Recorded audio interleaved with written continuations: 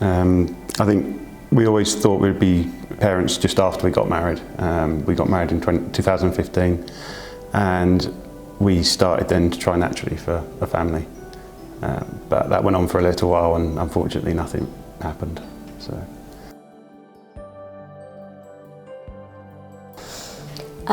Unfortunately, the clinic in the UK has a set age limit, and I was slightly too old to be referred for NHS funding.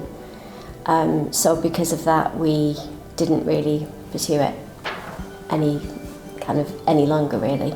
No, I had some treatment via the NHS back at home for my infertility, it helped, and about a year ago we conceived naturally, but unfortunately we lost that. And we looked at our options in the UK, at different clinics in the UK, as well as ones in many different countries, not just Spain. We looked around at quite a few different ones. We made the decision that we wanted to do it and do it privately. I think we went to visit a couple of clinics in the UK, or their representation in the UK, and that's where we sort of met you guys, and we kind of got the best feeling from that visit, and that kind of made our minds up that was the clinic we were going to go with.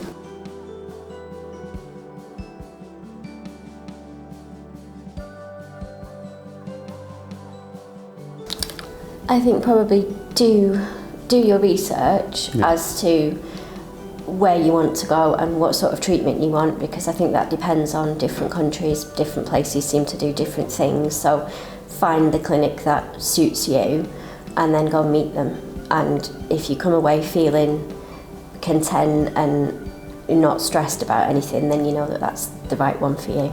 Yeah, and I think Madrid, no problems at all in Madrid. Madrid's lovely. Yeah. Been to a couple of other places in Spain.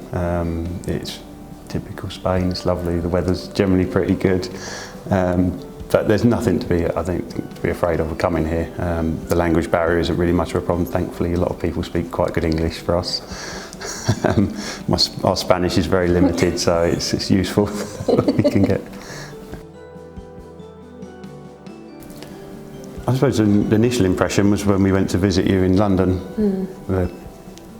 It was the second time we'd been to one of those, and immediately we just felt far more at ease, or you certainly did. We got a much better feeling. It just felt right. It's probably the best way to say it, and we just enjoyed that consultation. It went really well. There was no pressure, there was no expectation to whether you want to do it or not. It was just come along, have some information, and then go away and make your decision, which is what we did.